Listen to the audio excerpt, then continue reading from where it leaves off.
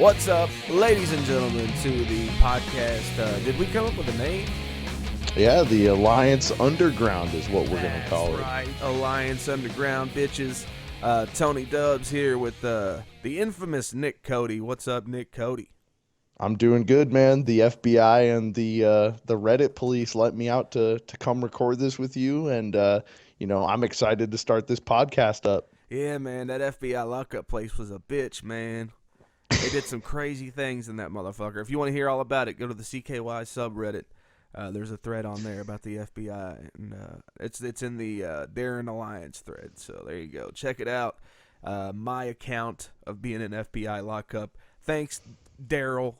Thank you, man, for putting me through that experience. I can't go on anymore, so I'm just gonna have to take your word for it. I'm banned. So you're banned completely from Reddit? I am actually banned, and I've tried to message them and appeal it because it's just so absurd to me. It's ridiculous. But we'll get into that. All right. So, yeah, ladies and gentlemen, we got a jam-packed show for you this week. Let's see here. We're going to be doing, of course, the show itself here is a new thing. We recorded a pilot a couple weeks ago, and the very night that a certain person who shall not be named had one of his latest meltdowns. We finished recording like minutes before it happened, and it was like, God, well, we can't, because we only wanted to do one episode where we really focused on the drama. The first episode, we're just going to get it all out of the way, and just get to talking about shit that interests us, like music and movies and whatever. And you know what? I think he had the FBI onto us then, and had our connection tapped. Yeah, he has my Skype tapped. He's like, "Oh shit, we got to get on this shit right now, son." But we knew even then that this was going to be something that was made by and made for the CKY Alliance, and the group that is supporting the band is faded away over recent years, obviously with the band breaking up, but with Chad, Jess, and Dice coming together with a new project, I think it's the perfect time to launch off this podcast and get things started off on the right foot. Yeah, and don't get it twisted. I mean, just because we are from this entity known as the CKY Alliance, Alliance Underground is the name. It's not CKY Alliance Underground. So basically, What I'm saying is, you don't have to be a fan of CKY, and that's just how we know each other. That's how this, like, the people that we're going to be talking to on this podcast are probably going to have something to do with that community in some way. It's a pretty, it's not as big as it once was, but it's still there, And it's only going to get bigger. And maybe you weren't there for the message boards, the 2K boards, the CKY Alliance, or Ask CKY. Or maybe you're a new fan coming onto the game and you can get introduced this way. But we want to take this show and be able to open it up for the Alliance's ideas and even have them come on here as guests, bring them on, talk to them, and get their ideas and let them kind of call the shots for what we do and what we talk about on the show. Yeah, but most of all, if you're a fan of, like I said, just any, like, especially music, we're going to get into a lot of, like, modern rock music talk, like, any kind of, like, especially rock. We'll talk about pretty much all the shit, movies, sports, pro wrestling, whatever you want to talk about, we'll talk about it. Exactly, so that's pretty much how it's going to go, and again, we're just kind of, like I said, mostly together because CKY and things like that, so that's kind of where that comes from. And so yeah, we got an interview with a certain Mr. Sinister from the Sinners Ball radio show over. I am excited for that. Over on Blog Talk Radio. I have a feeling it's gonna be off the hook. What do you think he's gonna talk about? I mean, the guy. Yeah. He's a wrestler. He's got his own radio show. I don't listen to it too much, but I've heard it a couple times. It's not gonna be what we're doing. I'm gonna make a prediction that in this interview, Mr. Sinister will be left speechless several times. Like, just completely shuts up out of nowhere. Is it because he's thinking, or because he doesn't know what to say, or is it just because he's playing us? I don't know. We'll have to find out. Yeah, we'll see later on in the episode. I'm going to have hopefully a CKY Alliance guest on the show today. One Sharrock. Yeah. Sherrick Yeah. is going to be on the Sharrock, show. Adam Sharrock. Yes. So He wanted his name. He wanted his name blurted out back in the day because his username was his last name, I think. But having a first name there that might get him in trouble with his work back in the day. So we'll have to ask him about that. Yeah, we'll see. Then we're going to, again, this is going to be a very drama-filled episode. We're going to be talking about the infamous CKY Christmas show, the last actual all-together original lineup CKY show, the last one. Oh, I can't wait to get to that. You were there, weren't you, Tony? I was there, and I shot some videos. Actually, the whole thing was filmed by Kyle from Michigan. Remember that guy? I've seen just about every YouTube video back in the day that I could, just to kind of process everything and understand that that version of CKY was dead and gone with that show. Dude, I mean, like, yeah, I think that dead and gone, and like, I don't even know, dude. I'm trying to figure out how to say it to be like, they were there, of course, but like the spirit just wasn't there. Yeah. You know, well, I mean, like, there were a lot of Alliance people there, so we kind of had our camaraderie going on. But, you know, there's a certain atmosphere at a CKY show, and it just wasn't there. It was just like, it just felt weird, man. Like, I didn't feel right all night long. It's hard to have a positive atmosphere when you're standing around waiting and someone's saying their guitar and their equipment's been sabotaged when it clearly hasn't. You know what too was the worst part. I mean, obviously that shit was definitely the worst part, especially what happened in the show. But like, the doors were supposed to open, I think, at like 7:00, and they ended up not letting us in till like around 8 or 8:15 or so. Yeah, and it was like 2 degrees that night in Reading, Pennsylvania. Yeah, and everybody was cold as fuck. Dude, everybody was pissed off, and dude, that would be worth it for a CKY show in 2005. Oh yeah, dude, like back in the day, 6. totally. But especially knowing that the reason the show was delayed was probably because of a certain person, just knowing how he was that night. You know what I'm saying? Like, sometimes shows get delayed, so maybe not. But it just we can get to that. Just seems to add up. But anyways, yeah, that's later. What else do we got going in the show, Tony? See, like, fucking tangents is what we got going on. Tangents. Let's see here. We're gonna talk about some more antics of He Who Shall Not Be Named. Mm-hmm. And of course, we got the Mr. Sinister thing. We're gonna be doing a 3 versus 3. Gonna be talking about what we miss from childhood. Things that we did or maybe even didn't do as a child that, in contrast, because growing up sucks. And 3 for 3 is going to be a conversational piece each week, and we'll throw it up maybe once in a while on the Alliance for Facebook to decide what we argue about. But essentially, Tony and I pick 3 answers, and because one just isn't good enough, and we'll throw up a poll or something online after the show when we put this up, and you guys can be the judge. Yeah, we're going to talk about some the canceled Deftones shows this winter. Actually, it's supposed to be going on now or last month or something. Abbey Road and Volume 1 Urban Outfitters exclusive re-release, and we got some rumors on that too. We got some general rumors and whatnots. Then we'll just see where it goes. Yeah, gonna have a I'm good time down with for it. that. So come along for the ride, bitches. You want to go ahead and try and bring Sharrock on? We'll try and see if we can handle multiple people on our line here. Yeah, we'll see what happens. This is gonna be a test run, if you will. Stand by, ladies and gentlemen. Damn, dude, that guy's been around as long as we have, and he still looks 12. I know, it's so true. Maybe he's I'm asleep. jealous. It was past his bedtime. Maybe.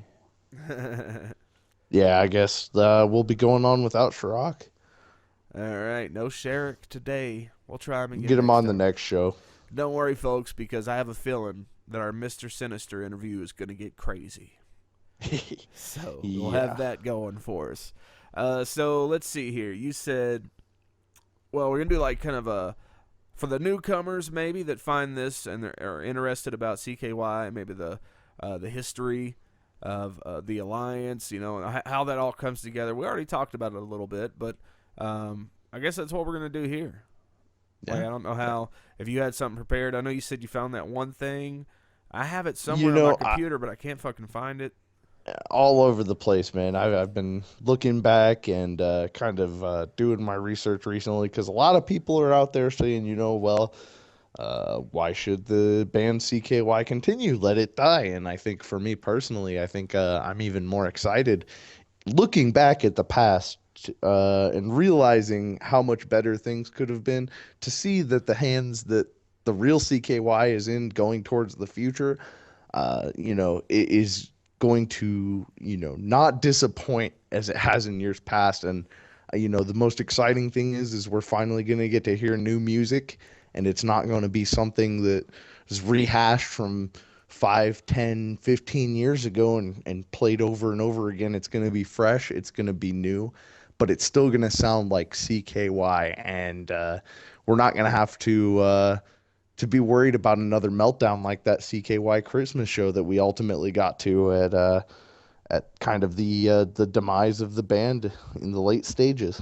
Well, and two, like the people that like, there's some like I understand like having this passion for what CKY was and thinking that it should always be that. I get it, I really do. But bands change all the time, man. Like people change. That's part Hmm. of life. Like change happens in every facet of life. There's no escaping it. The only constant is fucking change, Hmm. So it's like, dude, things are bound to change, whether or not the singer was changed or something. Eventually, they would have had to seriously overhaul their sound and their approach anyways, because, I mean, dude, interest would just start, because, yeah, we can all hang on for the same sounding shit album to album for 20 fucking years, but we're the diehards, and even some of us are going to drop off because of it. I mean, I might be cool with it, just not over ecstatic with it, but I'd be like, oh, it's CKY, cool.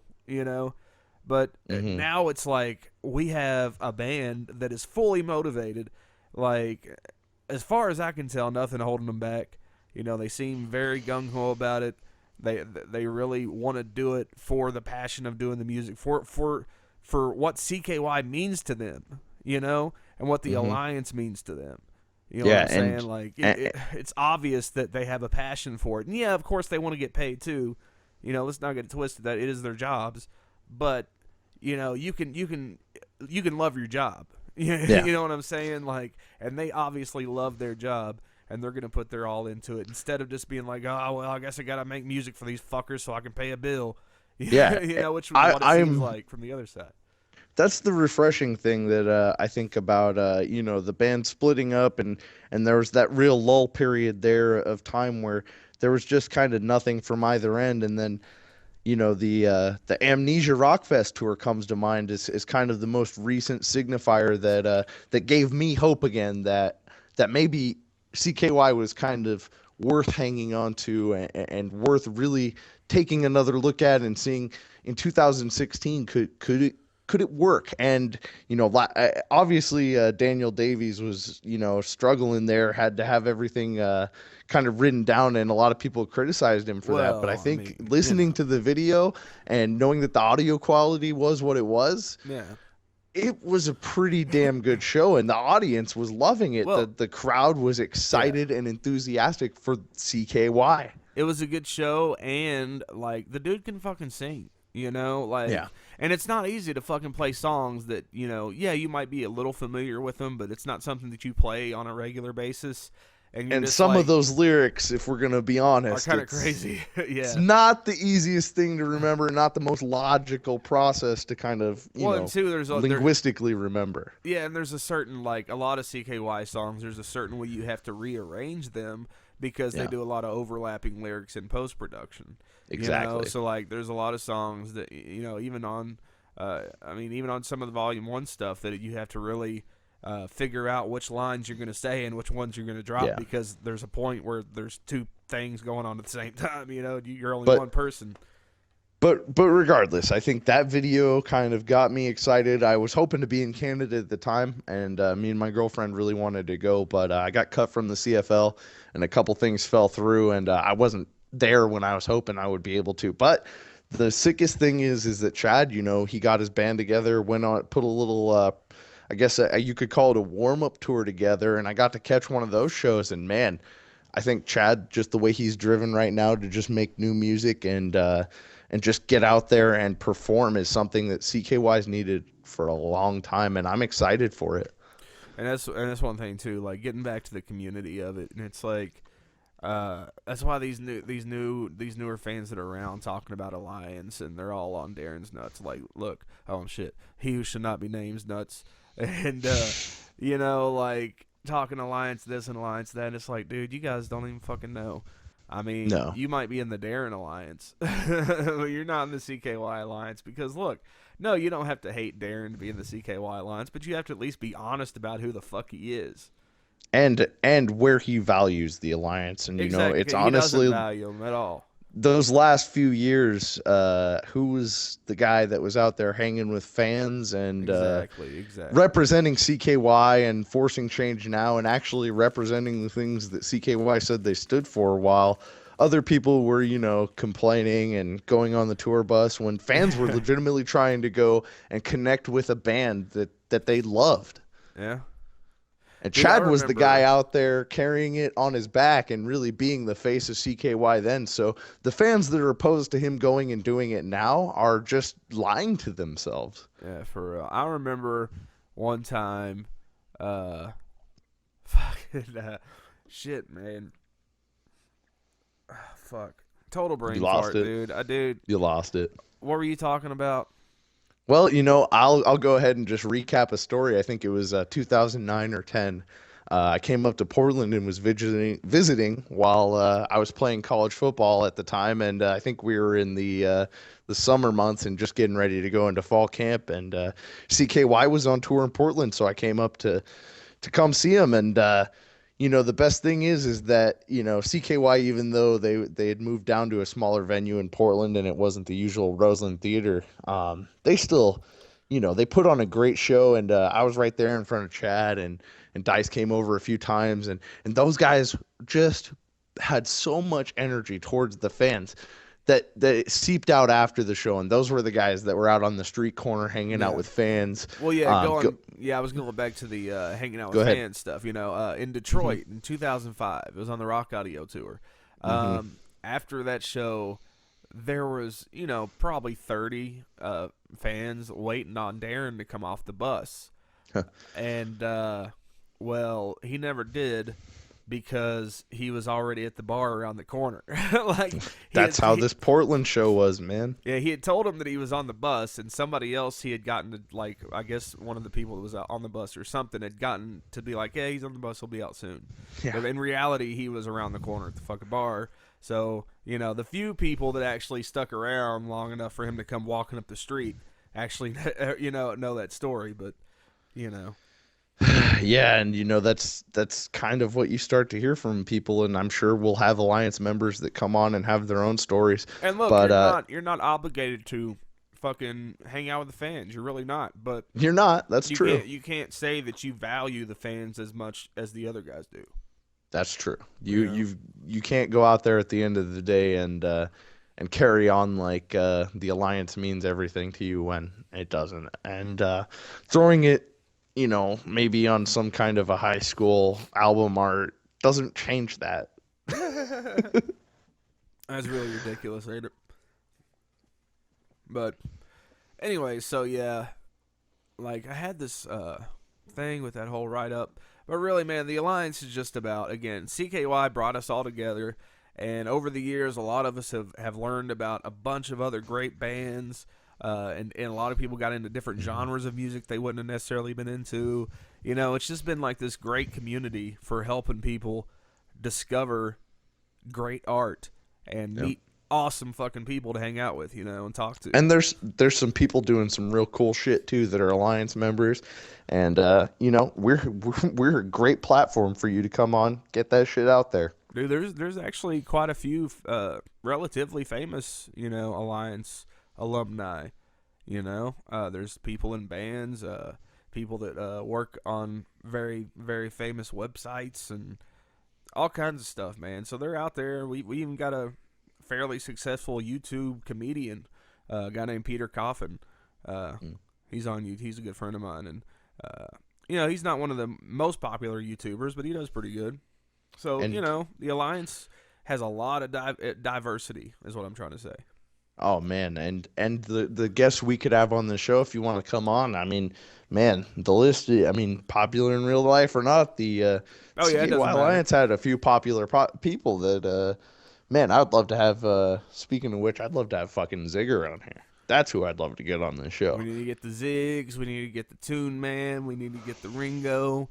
We need to get the fucking dip into the vault and get the Bram.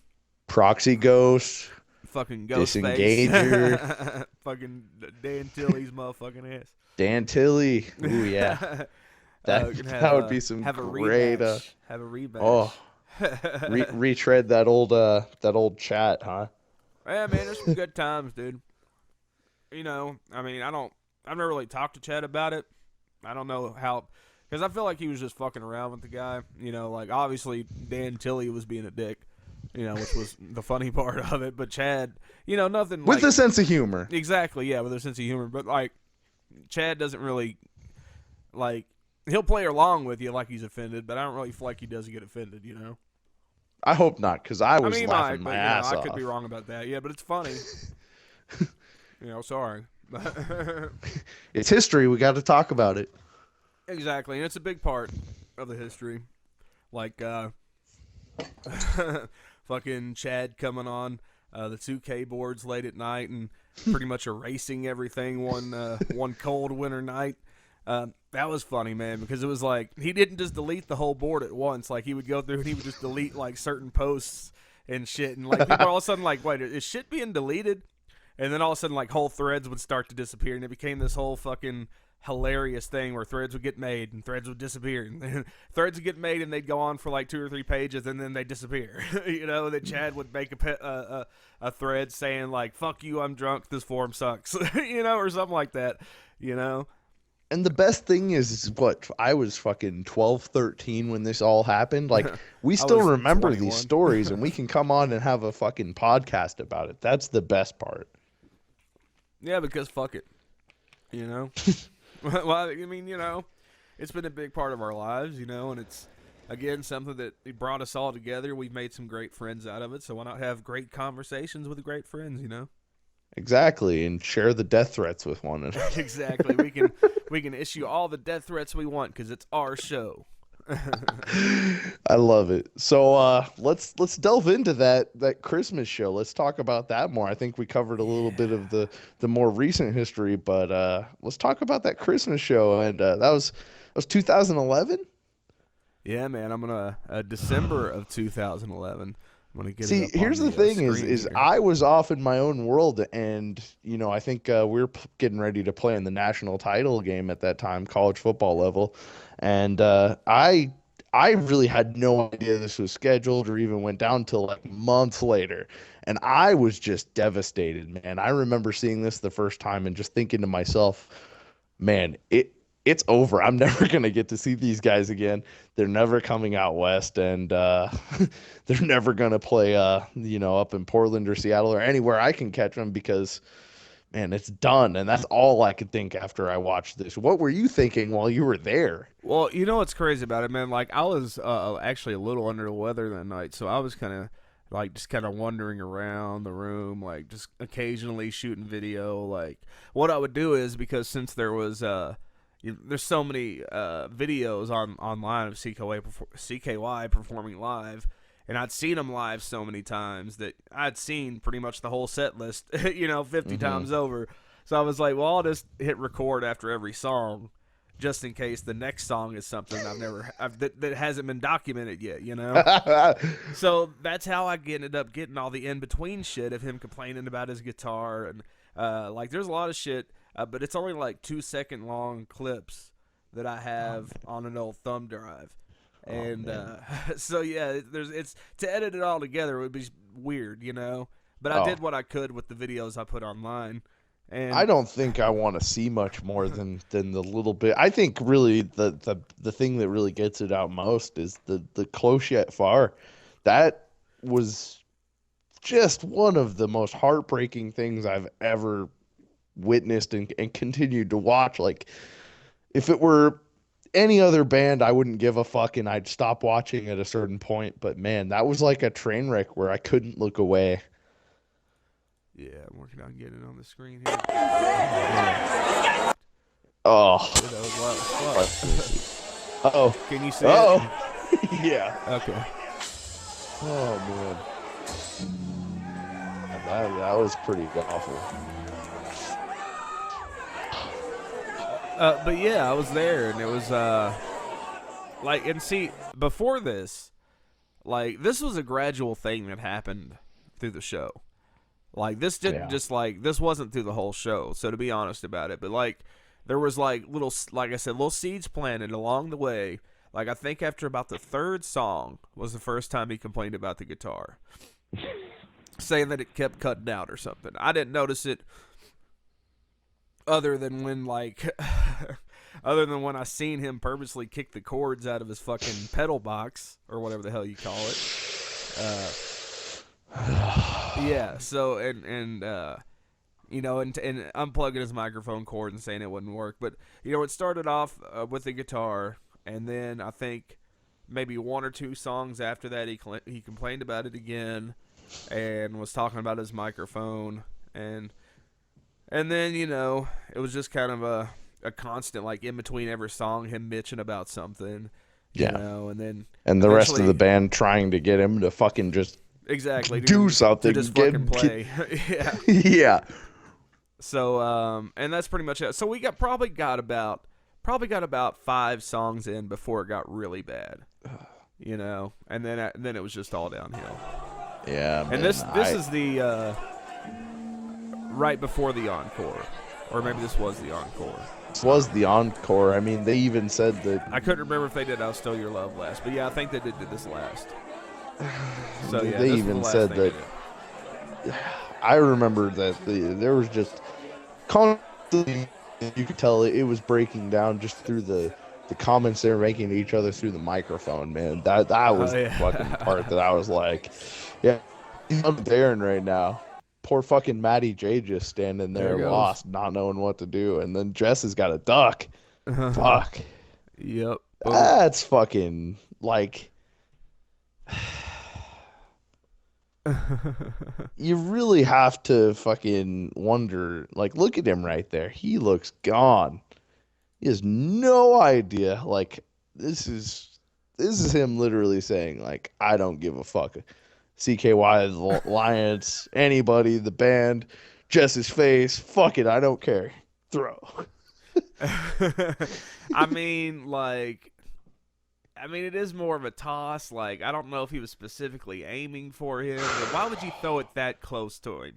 You know that it could have a possibility of hitting him.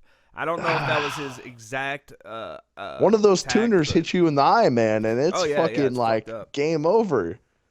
Yeah. Like, I don't know. But yeah, it's still fucked up. Like, come on, man. Like, how much? Like, dude, are you 2? You know?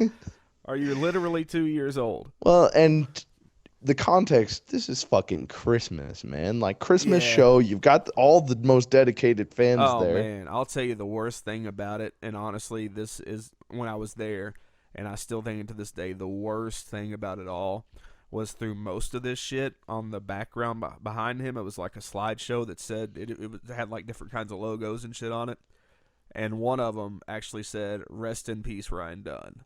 And that was on the screen most of the time he was doing this bullshit. And it's like, man, that juxtaposed on each other like that, it's like, god damn, dude. Like, it just felt so wrong. Like, I mean, you got "Rest in Peace" done on the fucking backdrop, and all chaos is breaking loose. It's like, come on, dude. At least have some respect for that. Next slide is "Merry Christmas, motherfuckers." Something like that, yeah, I don't know. But it was like a bunch of, like, a few of them were just weird CKY logos, and then there was a couple that had phrases on it, and one of them was done, you know. So I understand paying your respects, but there's a time and a place and a context to do it in, and just throwing yeah, it up during a concert where anything can happen is yeah, you get the wrong idea sometimes. yeah, exactly. But yeah, man, it was surreal. It was. I think definitively it's the moment that you're just like, this is where you realize for Darren, CKY is all about Darren and him Pretty being much, able to yeah. bellow out noises that sound cool to him, and These he guys he are just thinks here because I let them be here. exactly, and you could see that Chad is legitimately concerned as this tape rolls on that, Oh yeah, well he man, knows what's going on. He knows what Darren's doing. everything right now, Darren is about to just fucking lose it, And I'll and tell he you what's does. crazy is and Zigger might actually verify this. I don't know if he remembers or not. But when we were in the car, because I drove up to West Virginia or Pennsylvania where he lives, and then rode Hmm. with him the other way across Pennsylvania. And I told him, I was like, dude, because we talked about it, I was like, do you think, Darren might do something to sabotage the show tonight? Because they had been having problems before this, and it was pretty commonly known this was going to be their last show. Hmm. And I was like, dude, do you think? And it might have even been in the hotel room with Toon Man there too, maybe. But I don't remember. I Damn. don't want to. I don't want to pull anybody into it. But I know for a fact that. As you name drop. Well, I mean, I know for a fact that Zig was there. Like, I know Yeah. for a fact it was me and him primarily having the conversation. Because I was like, do you think he's going to do something to fuck it up? Hmm. You know, because he is known to have his tantrums. And God. it was just kind of a passing thing. Like, that's why I don't know if he would remember it or not. Because I was Mm. kind of a quick thing, and then that shit went down. I was like, God damn, dude. Yeah. Like, and you just seen it coming. It was like a train wreck. You couldn't look away. Yeah. You know, it's like all of a sudden, like, God, he is really trying to ruin this show. Hmm. And that's, and that's all you can really say about it. Yeah. I mean, at the end, that's, And then, of course, they that's proceed to play. I'm gonna get the other one up here. yeah, definitely.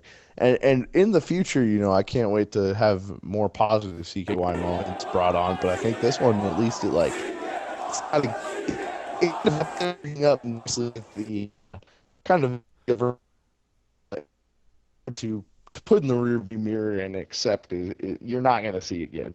Darren Miller, I am so glad is not going to have the opportunity of Yeah, my I'm show with the you. way this happened.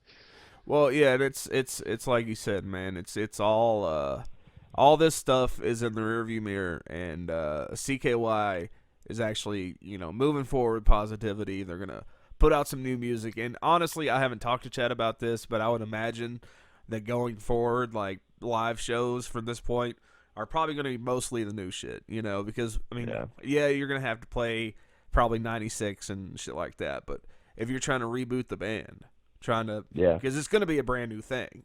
And let's be Well, honest, and I the lyrics, I mean, the vocals themselves are not going to sound like Darren. So obviously, a lot of people that liked the band specifically for Darren's vocals, are probably going to leave. But we're going to get a lot of and new fans too because it's going to yeah, be awesome. There's yeah. always And I don't potential. I don't I don't mind those fans that really love the guttural sound and screaming. Oh yeah, Yeah, go I for it. Yeah, go can go live go without crazy. that. Yeah, I don't really give a shit. But I'm just saying, I'm just Yeah. saying that those people are probably, like they're already showing like they don't want it to be, Yep. But it's But like, I know that at least with when I got to talk to Chad when he was doing the Rock and Roll Alibis tour for his band, that I mean, just the level of I feel like commitment to the music right now is he's got tons of songs written. I have confidence in him that he knows the industry. He's the one that was going out and getting CKY the deals that they were getting and the shows they exactly. were getting and the promotion, and he has shown even through his own band that he can handle all of that, and he doesn't have to go out there beg his own fan base, his hardcore fan base, to kind of support him to get him up and going. He can do it himself, and I think that that the things that are most important about CKY will carry over, and that we're dropping off a lot of baggage that we're seeing in these videos. I know you're totally right, and that's one thing I want to like because I'm working on a presentation for YouTube that I really want to convey the message in it that CKY is coming back, and this is not what CKY is going to be. You know what I'm saying? Like, this is the old CKY. This isn't happening anymore. You know? Yeah. And I'm trying to figure out a way to convey that properly. You know, to just you know what I'm saying? Like, try to find the words to be like, hey, don't worry, because this new CKY is gonna fucking rock, and there's gonna be none of this fucking drama. You know, because like, it is true. Like, some people say that people will find the negative shit online and it'll give them an idea of the band, but hopefully if there's enough positive, that shit'll start to outweigh, you know? Yeah, and you know what I really love is that everything's really tight and under wraps. I know a couple people have heard some tunes that are getting written as we speak and getting played out right now, but you know, these are rumors all at this point, but everything I've heard is that it sounds like CKY. It doesn't sound like Rock and Roll Alibis. You know, the people that are claiming that they've heard the new CKY and, you know, in its pre-production before they go record in Abbey Road, everybody said that, you know, it's really, really awesome. And, you know, I'm not going to attribute any names out there. There's people that have heard some things and have some connections that are better than me or Tony. But, I mean, honestly, the best thing is that we're going to get music that's new. We don't have to hear the same things regurgitated or in an acoustic form or given to a different tempo. You know, it's not going to be the same things we've heard reused and regurgitated again and again. Like, I feel we'd be getting if the band were continuing to force itself to be together. Exactly. And you know what? Again, if you're into that version of CKY, he's doing that. You know, you can go over there. You know, just leave us alone. You know, like, you obviously are not a fan of the same CKY. I'm sorry. Yeah. You know, and the fact of the matter is, I'm not even so sure how much he can even use that Mecha CKY shit he's trying to do. I mean, he probably doesn't even own it. He probably doesn't even own it. Yeah, if anybody wants to copyright Mecha CKY, it's probably available, or trademark or whatever. But yeah, so it's like it's whatever. You know, if that's what you like, go over there and have fun with it. You know, and but stop. Well, you'll have to pay. You'll have to pay to travel to California, because I don't think that the Mecha CKY Foreign Object show is leaving California anytime unless they soon. can find a chain of tiki bars that'll put them up across the country. You know? They make chains of those, man. I think I've got a great franchise idea for us, Tony. There we go. Let's open up a chain of tiki bars, and we'll have Darren's band play at every one of them on a regular basis, just rotating around the whole fucking country. Like fucking. Did the Alliance Underground just become a tiki bar? I think it did. It did. We're gonna have to have like island theme music for the shows. The Alliance Tiki Bar is what we'll call the show now. I'll get a steel drum. We'll call it Tiki Alliance. But anyways, man, getting back to I guess the separation of the band. You know, if you want to talk about Mecha CKY, go do it on his Facebook. But our show is not going to be giving that promotion, because honestly, we've heard it. I mean, what the song he released, I don't even remember the shitty name he gave it. Is it conditioned or unconditional? Yeah, what does that even mean? I don't even know. Maybe I'm just not smart enough. Darren's a genius and everything anyways. Well, at least it's not a word he made up this time. I believe those two words can be found in the dictionary. But, you know, I listened to it. I commented. I think it sounds like shit. And you can tell it was cut from Carver City. You can tell that's not something they planned on using. It's another rehash song after he went sounds reused. Weeks and weeks and weeks of saying that, he was all about new music and he didn't want to play those same old songs all the time, and he's working on some new music, and all of a sudden he comes out with this song that even whenever he put it out, he knew that people were going to call him on that, because on that post he was like, this was a demo from Carver City, and you know, I'm not going to let you guys hear the new ones yet or something like that. You know, it's like, come on, dude. You said you were working on new music. You know, it's like, yeah, I guess it's new in the sense that the original version that we've already heard is barely anything at all. So, I mean, it was kind of just an idea at that point. But still, you can't sit there and preach that you've been doing new music, and we're going to get to hear new music, and then Well, not give us new music. You know? well, and the saddest point is there are not only people buying into that and thinking that is new music. There are people that don't realize that that's pretty close to the final version of quality Yeah. that you're gonna get. I mean, I'm hoping that he learned, which I don't even know that he realized it was a mistake, but he learned from his mistake of the vocals on Galactic Prey, because... Well, apparently bad, he went on YouTube and replied to one of my comments when I said Galactic Place sounded like shit, and he agreed. So I mean, maybe did he he? figured it out. Did Yeah, really he said. agree? I think I said someone had bootlegged it somewhere. That's where I went to go listen to it, and Oh, well, he was probably talking about the compression rate on it. yeah, whatever he was talking about, he still agreed with me.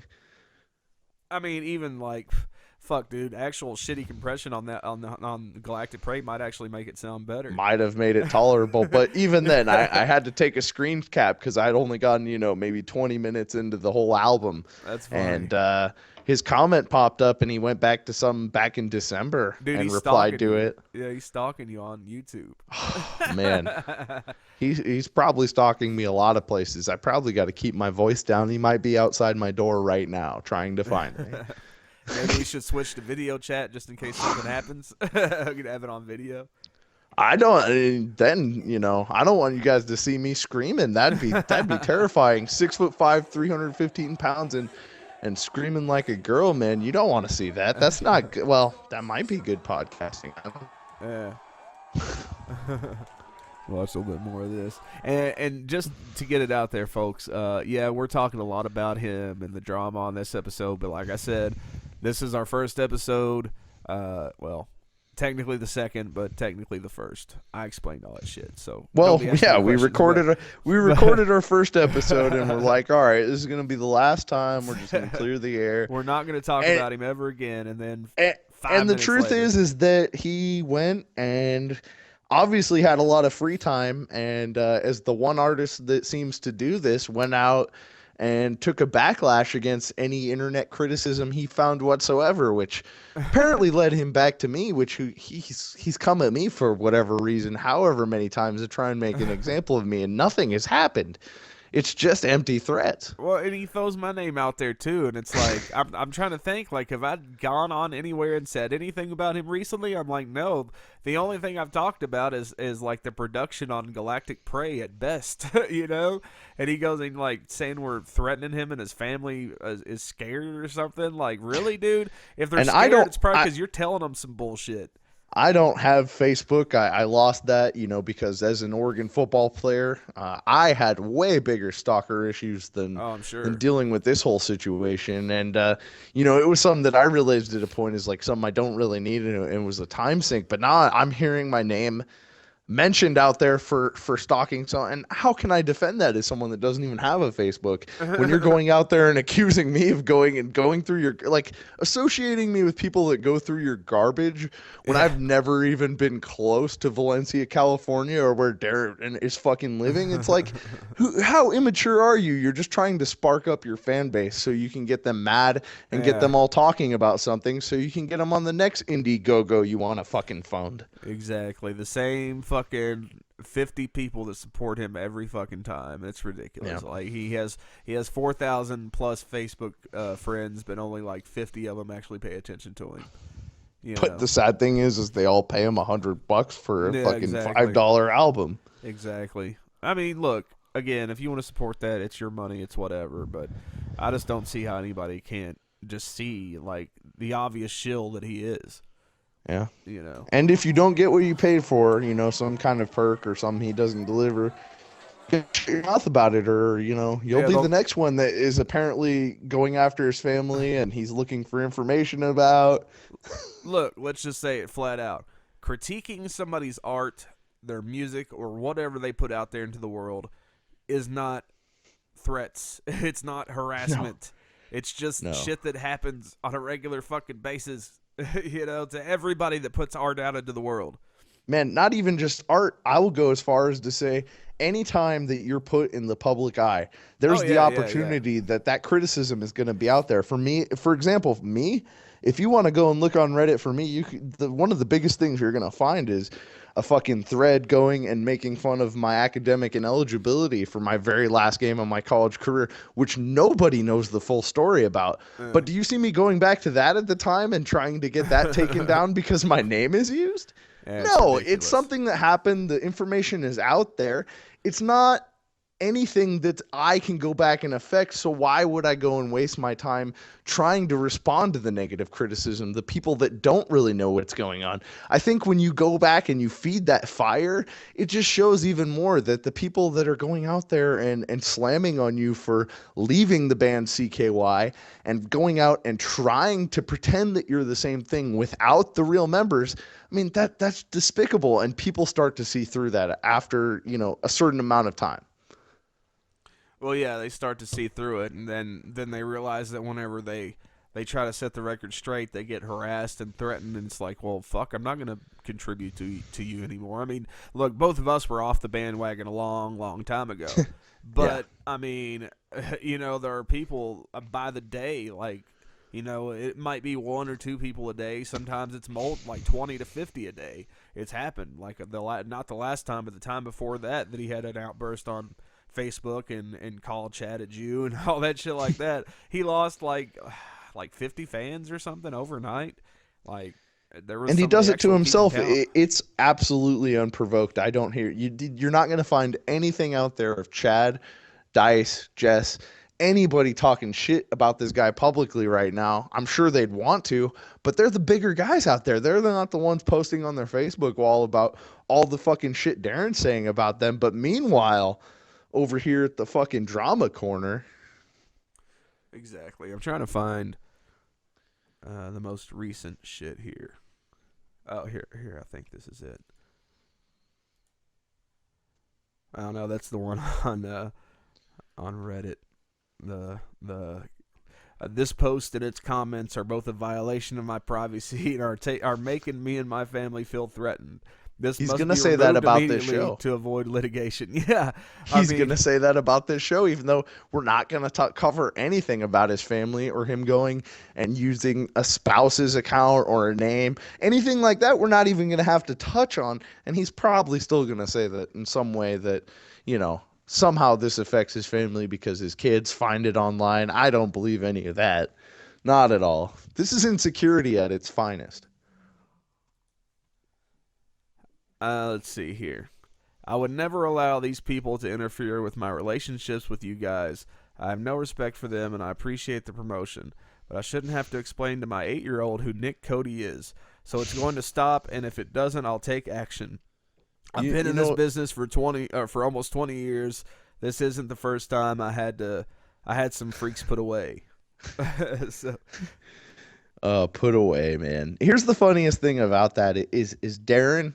I don't know if you're listening. I don't know if you're having one of your fans come call in and tell you that they're listening on your behalf. But the deal is I did not talk about you. I may have talked about your projects, your bands, the attempts that you made to contact me. But my name is only out there, Nick Cody, because you put it out there, because you wanted to find out who one miscellaneous Instagram commenter who hardly even uses the social media interface of Instagram. You wanted to find out who I was because I was trying to correct a couple of fans of the real CKY who were planning on coming to your beer pong show to let them know that they weren't going to see the real CKY. They weren't going to see Chad Ginsburg out there doing bitch flips with his guitar Jumping and off bringing the amps and crowd shit. up. Exactly. They weren't going to hear the poppy fucking drum sounds of Jess. They were going to hear someone probably off tempo, off rhythm, not as authentic and natural as that real CKY sound. And you know what? You weren't going to get that CKY chant that you deserve to get every time you hear them perform. So the biggest Exactly. thing is I was only out there trying to help my community of the CKY Alliance understand that Darren left the band. That band that he put together isn't the real CKY, and he doesn't have a part of that anymore. So coming after me and threatening me and putting my name out there in media, that's entirely on you if you have to explain to anyone who I am. It's on you, Darren. I mean, the fact that he still has like people that are like basically apologists at this point. Yeah. You know, like they just defend him to no end, and it's like, look, again, like I said, you can like his music, that's fine. Like, but can you really make excuses for this asshole? I mean, really? Like, can you really sit there and say that, you know, you think he's right about the things he says about Chad and Jess? You think that we're really harassing him, you know? Like, these people Well, come to the even subreddit better, and say that shit. It's like, are you seeing what's being posted around here? I mean, there's no threats. I challenge anyone who's on that position and on that end of it who listens to our show to call in, because Yeah. I'd love to discuss with them and let them know that I'm a totally sensible guy who does not take things to a personal and family level. Exactly. And I've been accused of doing that, and I hear people, well, I haven't heard it directly from anyone else, but from Darren, that there are people that want to knock my teeth out for things that haven't actually even happened. That's the Exactly. most ridiculous part of all of this, and I invite anybody to come on here and come chat it out with us, and I want to see why you still support the guy. Yeah, it's just crazy. And I know you can't see it right now, but I have on the actual screen for the podcast, I have pulled up the apology he issued last time this shit happened. When he had you. Well, not only that, we had we're gonna have Mr. Sinister on later, and he went on that show and even dropped my name there and said he loves Nick Cody. And, well, yeah, this is in relation to that. This happened after that. yeah, that's what I thought. So it's the one that says, listen, y'all, Tony Dub, Nick Cody, anyone that has been feuding with me over the years or recently, I'd like to offer to end it.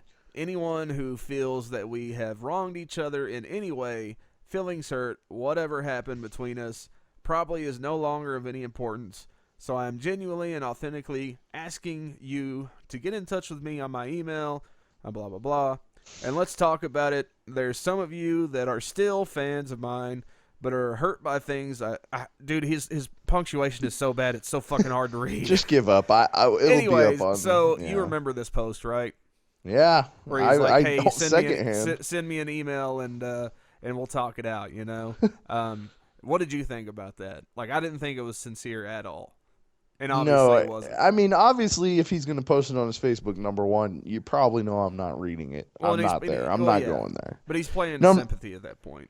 Number two, it's so not like, number one, I'm not going to email you because you've had an existing email of mine for how long? I mean, I know that. And furthermore, I don't to email you and tell you you're fucking glad your dad's dead and shit. Well, that came later, but still, I don't want him knowing my current email because I don't want that posted up to his Facebook friends the next time he goes on a rant. Exactly. It's just not even safe. Like, I don't need my main email, which I focus on you know, having everything centrally sent to. I don't need that flooded with angry people that are given, you know, false information on a Facebook post. Yeah. I mean, it's just so wild, man. Like, going back to the footage. Who does that, though? Dude, I don't know, man. Like, there's something wrong with him, dude. I mean, that's all there can be, because it's...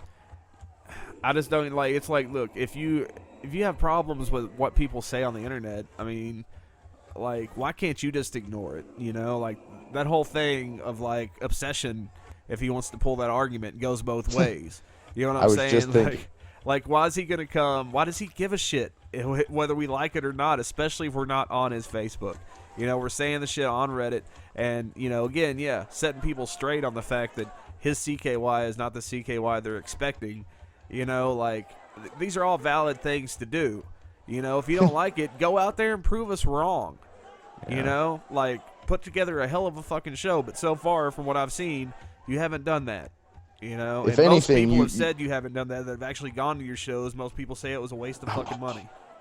I've seen videos, at least, and, you know, from those, even with really good video quality, I've heard songs butchered, like, shocking, absolutely, like, at its lowest point I've ever heard performed live. And I mean, cover bands could do better. I mean, look, those guys that he's playing with, I'm sure they're awesome dudes. They might be cool, and and they're not horrible. They're just not. I don't feel like ready for CKY. You know what I'm saying? Like, and regardless of their talent, I feel for them because they're gonna get to this point we're looking at. Oh yeah, because they're gonna get to the point where they're carrying everything along, trying to get Darren to fucking show up and just show up, and it's going to fall apart. I'm sorry, but... Well, I mean, he's admitted in the past that he doesn't know how to run a band. Like, he knows, basically he can write songs and shit, but anything short from that, like, he doesn't know how to work his way around the studio. Because it was all Chad. Yeah, exactly. It was all Chad, and that's the thing that even I had the misconception of for a long, long time because I was very young.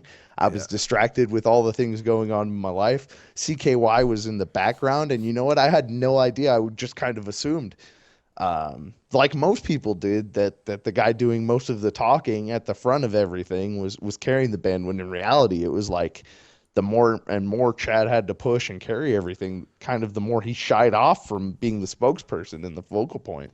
Yeah, exactly. I found that picture. Throw it up for me. Because, I'm done. We're done. I'm done talking about the CKY Christmas show. We can get it done and over with. But, man, that's one of those things. And I'd love to hear the Alliance, what your memories are, if you were there. Comment on the video. Let us know. But, man, for me at least, that God, and I think I was just getting over losing the national title to Cam Newton. And I had seen this video, and it was just killer for me. Yeah. Do you see that? Oh, yeah. Finally, on a much lighter note, getting back to the core of this show. Yeah, if you want to read it. Fuck, man. Let me see if it's... I'll have to get it looking better on my screen. All right. The CKY Alliance is a group of individuals who are tired of the current state of rock music, radio, television, and pretty much everything else in the modern entertainment landscape. Not content with hearing the same copycat bands and radio, the CKY Alliance exists with one goal in mind, encompassed perfectly in the words of Chad I. Ginsberg, to force change now. The CKY Alliance is here to destroy the pretentious cookie-cutter bands heard on the radio, the bands that all fit into a cozy little scene.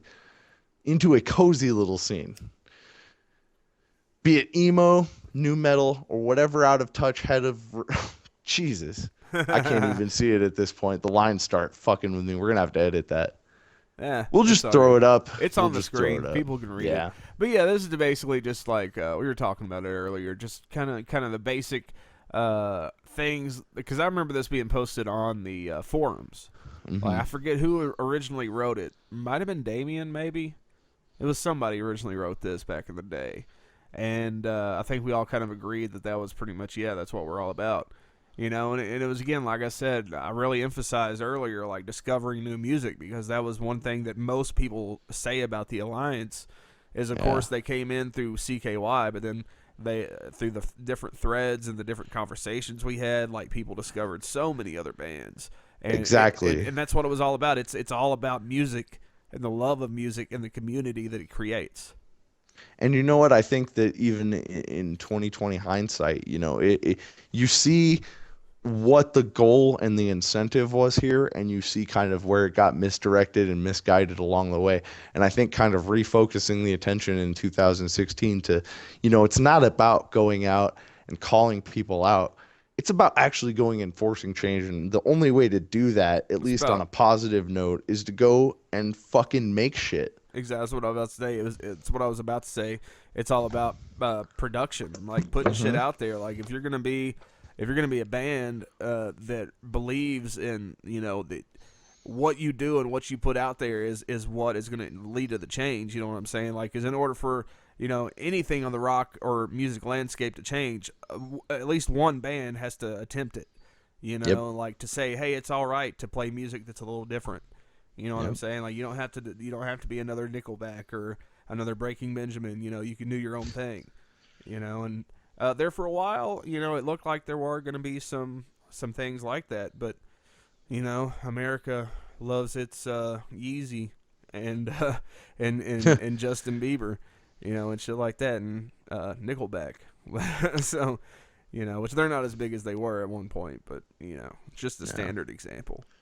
And I think, even going down to the last paragraph, the previous generation, that of pre-CKY, I think, calling that generation overdone is one thing, but I think we need to kind of look back on the Darren Miller era and kind of say the generation underachieved. And I think moving forward, we can just be the generation of fucking CKY. It can stop being all these preconceived ideas or notions. I mean, it can just exist and stop having this fucking forced in identity or story that felt like, especially towards Carver City, it just didn't work. Well, so many people too, like I was talking about earlier, are around. It's not going to sound like CKY without Darren. It's not going to be CKY without Darren. And it's like, I mean, as far as the most basic fundamental of CKY, which is the music, you're correct. Like, the vocals aren't going to sound the same. But in the whole CKY and the Alliance as an entity, you're totally fucking wrong. Mm-hmm. And that's what it's all about anyways. I mean, it's been so long since Carver City, and it's been so much dead time. Well, between every album, there's so much of a gap. Yeah. And the thing is why not reboot and rebrand and just fucking take off with it? Because at this point, the CKY that people remember is the CKY that they remember. You know what I'm saying? Like, this new one will be completely different. Anybody that speaks against that and argues the point, well, it's not going to sound the same. It's going to be different. Darren's not going to be there. It's not going to be written the same way. How could it be the same? I say, who the fuck cares? You weren't paying attention to this entire paragraph the whole time you signed in. Like, exactly. You had no idea that the entire entity of the real band of CKY, Camp Kill Yourself, fucking Jess Margera and fucking, oh God, Chad Ginsburg and Matt Dice, they're going to deliver new music, and that's what you wanted always, instead of getting the same shit rehashed again and again and again. Yeah. But, you can't really speak for the newer fans that are seriously only on board because of Darren. And that's fine. Again, if they like that, it's all good. I'm not hating on you, but, it's not what it is anymore. And at this point, he's getting the guys that aren't going to be able to fully appreciate when CKY is released and sounds the quality that Chad wants it to sound when it gets released, and it's not put out there early just to kind of build up a populace. You're going to realize that you were missing out, that you were really kind of supporting something that's really just a half-hearted effort. And I think that, just the fact we haven't heard anything about the new CKY so far is even more positive, because I don't want to hear it if it's, going to not be the quality that it's going to be released. I don't want to hear a demo. I want to hear it when it's ready, because that's the biggest thing about CKY songs for me, is that when you listen to it and that full studio recording quality, there were just so many layers that you had to go back and listen again and again and again. And it just built this familiarity with the song and a love for most of the songs that I really love and listen to on a regular basis. My thing is, like, I absolutely hate that there is this rift down the middle. I mean, it's really not down the middle. It's more like a 70-30 split, maybe 80-20, of people on the Darren side and people on the CKY side, and it sucks that that's there, because we should be able to coexist. Like I said, but the problem is, you can't just like both. You know what I'm saying? Like, because if you like both and you let Darren know that you like both, you're going to be blocked. You know what I'm saying? Like, and I think that a lot of them are so afraid to allow themselves to accept anything. Yeah, you don't have to like it, but don't cheat yourself out of some good music. You know what I'm saying? Don't force yourself to hate it just because Darren says you should hate it. Yeah, and the best part is that, there are going to be people that don't give the new CKY any chance, and they hardly listen to it, and they'll already have their opinion. But I think even funnier on the other end is they're going to hear everything he releases and say it's the greatest thing ever, when they're just not even being real with themselves. Exactly. And I mean, it might be good, but it's again, I don't know. I don't think it's fair to compare. I don't think we should have to compare, because again, there's only one CKY, and We can all and if you say, coexist, is what I'm saying. We can all coexist, and you can still like that shit. But if you're going to come over and say, well, it's not as good as this, well, then we don't have anything to talk about. and if you don't like the new CKY, that's fine. You Yeah. can come on here and still talk about it. We aren't going to deny you that Yeah, opportunity. you can have your But opinions and expect that we're going to, as long as Darren is going to call his group CKY, even though it's Mega CK, he's still calling it fucking CKY, we're going to fucking talk about it. We're going to have opinions about it because he's putting that in our wheelhouse. You know what I'm saying? Like, he's putting that in our arena. We're not going over there for it. He's coming around. His cronies are coming around like, hey, here's some new CKY. Fuck you, it's not new CKY, you know? Like, but that's what's going on. So, of course, we're going to have opinions on it. And we're going to espouse those opinions, or however the fuck you say that word. I'm too fucking into my shit right now. But, you know, you can have those opinions. We can have ours, and we can all share them with each other. But you can't go back and tell Darren that people are harassing him by saying that his shit is not good. Because you're saying that the other shit's not good. You know, is that harassment? You know, that's just, it just makes no sense because they will go back and they will post the same shit like that fucking one troll was like, I got all your harassment shit documented and screen grabbed. I'm like, what are you talking about, dude? Like, the most you could have is some fucking reviews on his music, you know? So it's ridiculous. Like, don't back that shit up. And you know, I don't mind people having an opinion, but it's like, you have to understand, back it up. Number one, if you're going to throw it out there, don't just say something sucks. I want to hear why. Exactly. And number two, understand if you have that same opinion on the other side. Darren doesn't like opinions. I've seen people that positively review his new Mecha CKY song, say it's great, and then say, hey, I just don't really like the band name. What's up with that? And he's gone back to comment and say, well, it's just a fucking band name. Fuck you. You know, who does that? That's someone going and praising your music, and you're missing the point completely. Well, then, too, I remember when Chad's album came out, and, like, a few people on Darren's page actually said, you know what, it's not that bad. And they got blocked. I bet. Dude, that happened. He doesn't want to hear that. Yeah, and it was like, that's just somebody's, can you not handle people actually liking the shit? I mean, really? Well, and from what I remember from our upcoming guest, Mr. Sinister, is Darren was even singing some of the album on one of those calls, like Something to Hide. He was humming the fucking chorus, come on. and it's he knows like that song's about him. I mean, you if know, it's not about him, I don't know who it's about. You know, that's my opinion. I'm not saying that's, you know, I haven't heard anything official on that. But, you know.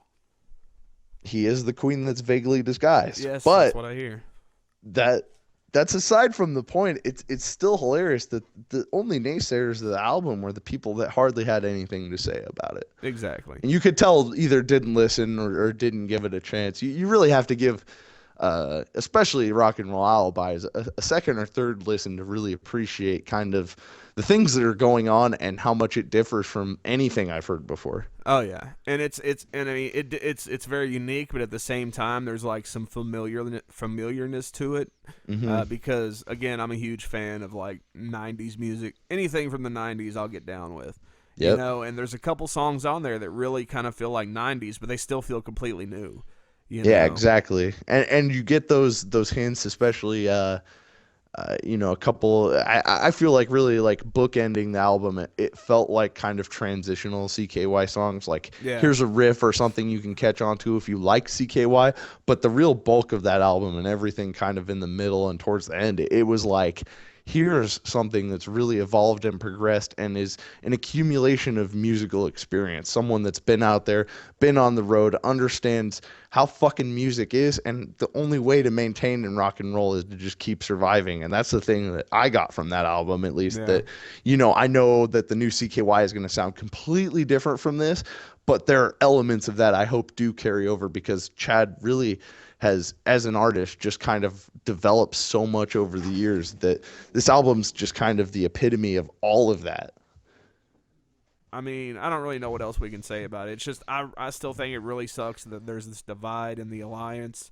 I think that we can like whatever music we want to like, and it doesn't matter what one person of the band says about another person from another band, you know? Like, just, if you like the music, but don't let that what they say on their Facebook page influence how you could potentially feel about something else.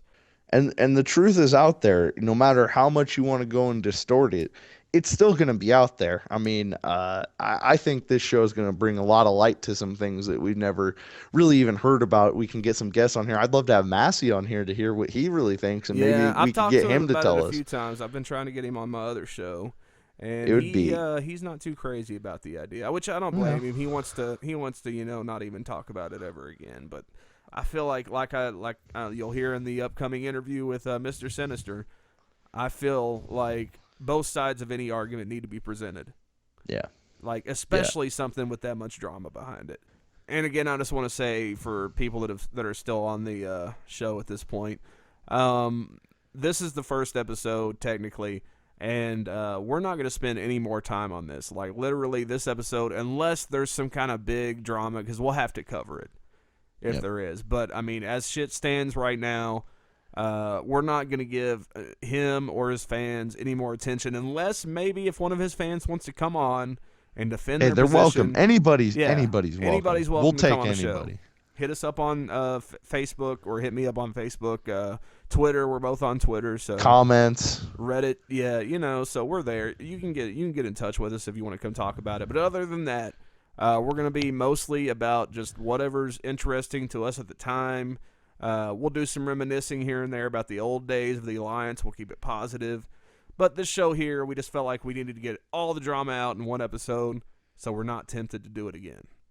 Totally. Totally, man. Because we really don't want the show to be about that. We want this to be a positive thing.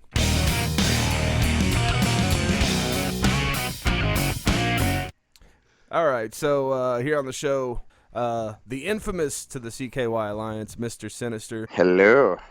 Howdy. What's Can up? y'all hear me? Yeah, we got you, Yeah. Mr. Sinister. We can hear you. God damn, what kind of shit show am I on? You're on the shittiest shit show of all the shit shows, my friend. Jesus Christ. We put all the other shit shows to shame. Oh, live at 10 o'clock, a.k.a. 11 o'clock. Oh, well. We're here. Did you have a point, or were you just going to, I'm just going to talk shit, Okay. because that's what I do. Because I'm a corpse paint wearing, living in my mom's basement, fag, or whatever it is that they said. So why do we got to start off on such a sour note, Mr. Sinister? Hello? Did we lose him? I think so. Maybe that's gonna be the segment. Wow. What happened? Dude, what the fuck? What happened? That wasn't me, man. That was on your We end. thought you just dropped the mic. No. He just No. said some bullshit and dropped it and took off. Yeah, I was Boom. like, that's a hell of a wrestling promo you cut, right? Yeah. Mr. Sinister has left the building. For sure. No, I don't know. Already talking some shit, and we haven't even introduced his ass yet. That's right. The corpse paint wearing, mom basement living fag extraordinaire is here. How you Fucking guys doing? not only a infamous internet radio show host, but also now a infamous pro wrestler at Yeah, some place yeah, that you- nobody's yeah. ever heard of. Well, You forgot to mention the worst part. Yeah. What's that? The wrestling. Oh, hating on the wrestling. Hey, you forgot to mention, though, I'm a musician before any of that crap. Well, nobody We cares did about forget that. Yeah, I know. All we care I'm about, all we care about is the wrestling. and CKY, because everybody seems to be obsessed with a band that hasn't been relevant since 2000. But you know, Exactly. Well, let's talk about then, because the reason we wanted to have you on our little show here is to talk about how you got involved with Darren and all that. I met Darren in Norfolk. I forget what show they were on. CKY was playing with somebody. I want to say Cradle of Filth. That And I seems met odd. I met Darren at the bar, surprisingly, and occasionally kept in contact since then. And I would have considered him a friend.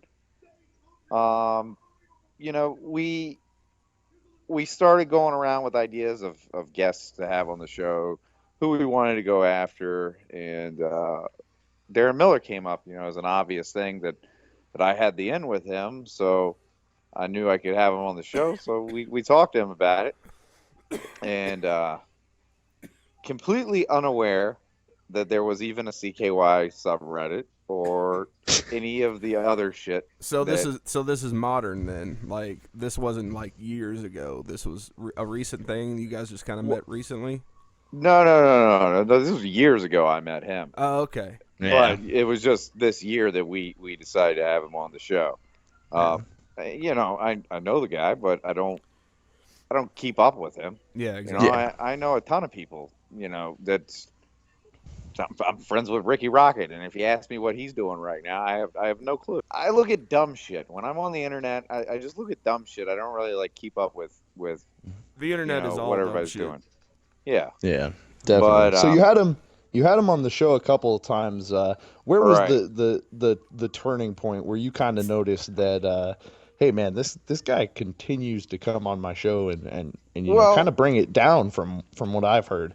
Well, we knew after that first interview, we knew that there was definitely something going on with the guy, but the interview, it was just entertainment gold. Mm-hmm. So I'll give you that much. We're a radio show. We're about ratings. We're about listeners. I don't give a fuck what the CKY subreddit says. We average about 2,500 listens a week.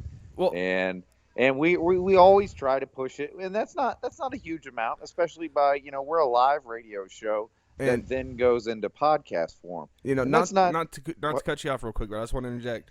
Like the CKY subreddit was talking about Darren up until the point where you guys kind of jumped on his side of attacking the people that called in on the show. Like they mostly had nothing to say about you guys until you made it about you guys. You know what I'm saying?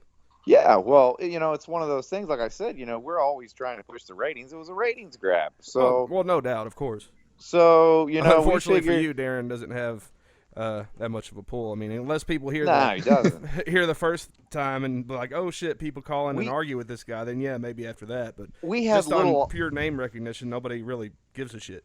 We had Little Ozzy on the show 2 weeks ago. We had more listeners on that show than any Darren Miller interview. I believe if that's a thing right there. And it sucks because, man, just 5 years ago would have been the total opposite way around it. He would have got you so like thousands upon thousands of people. Yeah, but I mean we don't like to go after just like the mainstream stuff. No, I got what you're saying. So I'm just saying if it had been back then, just imagine like how much bigger. Like your show could have been like so huge just off of that. Yeah. But unfortunately, the mighty fall. Well, but even then, I want to talk about just jumping in here, kind of that jumping off point where, I think even a broadcast got deleted because you guys planned to have Darren on, set some things up, and then he just pulled a no-show on you guys. What happened on that? Did you guys ever get confirmation?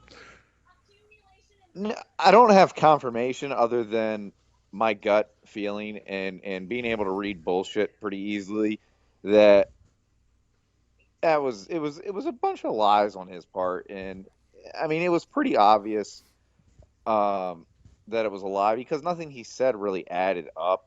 If you put two and two together, and I probably could have gone as far as to confirm with the hospital, but I just didn't give a shit enough to do that. Which hindsight 2020 I should have done because that would have been some great solid evidence against them. But at the end of the day, I don't care enough. But when that stuff's going on with Darren, like it gets to a point where it was a lot of fun and games for us, but it gets to a point where we start. I think it was probably around the third interview where we even knew that the CKY subreddit existed. And then we started reading it and stuff. And, most of it is just dumb shit on there. But, there were some people that were making some good points that we followed those leads and looked into. And, you can have somebody's back all you want, but eventually you get to a point where you're like, okay, this is too much bad shit this Yeah. person is doing, that it's now not fun and games anymore. It's going to make us look bad as well for promoting his shit. Yeah. And the main thing that pissed me off was him scamming the Kiss fans. Mm-hmm. Everybody knows I'm a diehard Kiss guy, and I'm surprised. Oh, did we lose him again? Oh shit. He's on hold. No, I didn't put him on hold. I haven't been. My hands aren't even on the thing. Interesting. Maybe he put it on hold, but dang, that was getting good there. We lost him. Oh my god, I don't know what's going on. I'm sorry about that, man. I don't think it's on my end. I've actually got a pretty good connection tonight, which is odd. So it might be though. I don't know. I don't know. Anyways. But anyways, yeah. Continue. I'm surprised that the Kiss fans themselves haven't really ganged up on him. They've said nothing as far as I know. It was a Kiss while fans back. I mean, and it seemed like it was contained to that one community, which is unfortunate. Like I'm surprised Blabbermouth didn't pick it up or something like that. I think you were the one that told me about it, and had you not told me about it, I never would have known. Because I mean, that one Kiss community, I'd never even heard of them anyways. Yeah, but I mean, apparently they're really big into they're like the hardcore Kiss collectors, So I guess that's what that website is based on. Mm-hmm. Yeah, I mean, forging Kiss stuff is guaranteed you will get caught. There's way too many Sealing people it yourself that know too much. Like, there's a couple of people on that site are people that have published books that are specifically about Kiss merchandise and how to tell it, what it is and how much it costs and stuff. Yeah. It's kind of what that whole community is about. It's fucking crazy that it goes that far. But I guess Kiss being like the corporate shills that they are, it kind of makes sense. Yeah. Oh yeah. I mean, Gene Simmons owns the money bag logo. If you use the image of a money bag with a $sign on it, Gene Simmons will sue your ass. That's awesome. That just makes so much sense. I mean, it's crazy, but at the same time, you got to respect the man for that. It's good business. Speaking of Kiss, have you seen Darren's Kiss drawings? No, I have not. I'm sure they're terrible. Oh my god. We'll throw those up. We'll throw those up when we put this up, and you'll have to take a look. Yeah, I could probably throw them up now. I don't know. I'd have to share screens, which I should probably be doing. Yeah, but anyways, carry on. Yeah, you ask him a question. In the meantime, I gotta say, going on that subreddit, and you said there were some criticisms being thrown your way. I'm gonna admit I was one of the major critics of that show. From what I heard, and from just kind of the lopsidedness, especially having my name dropped specifically, that was a real low point, because at some point it was like Darren was just taking calls for you guys, and everyone was antagonizing him. Mm-hmm. Well, I mean, I don't remember specifics because so much time has passed. But when Darren came on the show, we kind of just let him do whatever he wanted. It was kind of, we just let it be the Darren show, and it obviously worked. Whatever we did, if we're still here talking about it. That's true. I mean, Tony called in. Yeah, I know. I was just looking for this picture, but I don't know. It's just crazy, because at the time, my stepfather was in the hospital. We thought he might have had lung cancer. It turned out that he doesn't.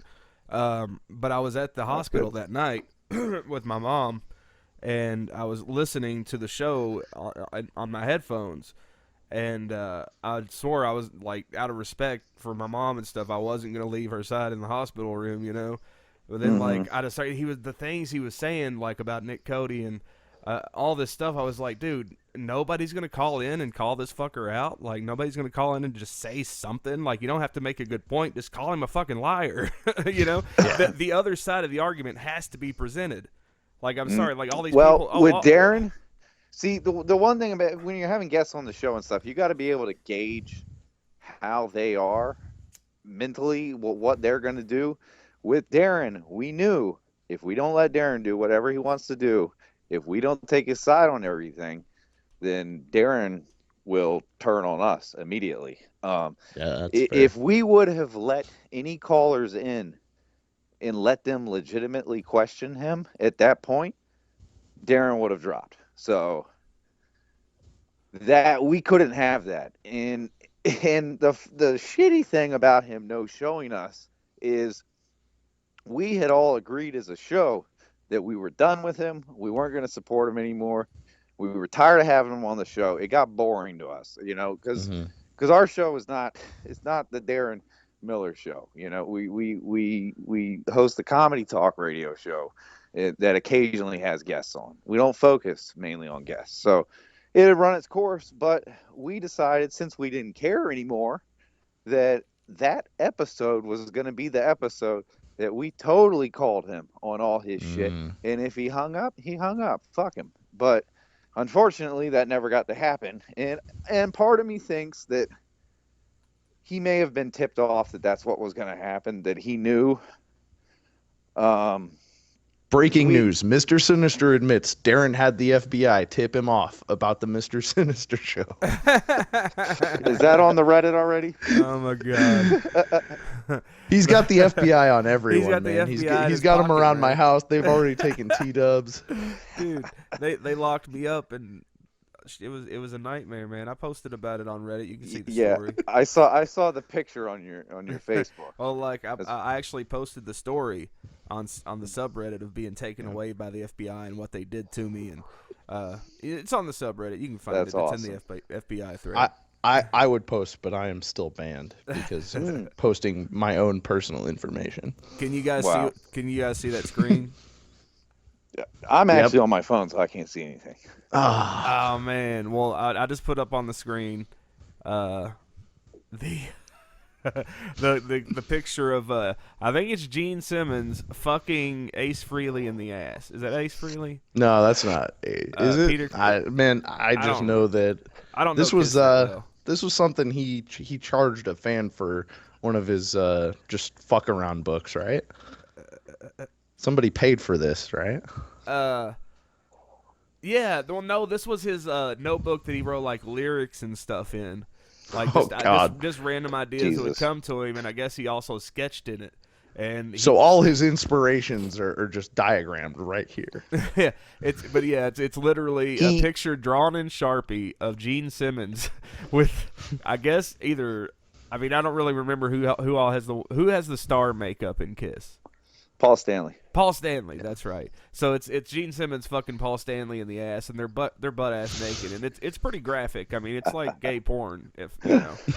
Yeah. I don't know if you've ever seen gay porn before, but it looks exactly like this. Yeah. Who hasn't seen gay porn? That's what we do over here at the center. It's 2016. It's 2016. If you haven't seen gay porn right now, you're not living. Mm-hmm.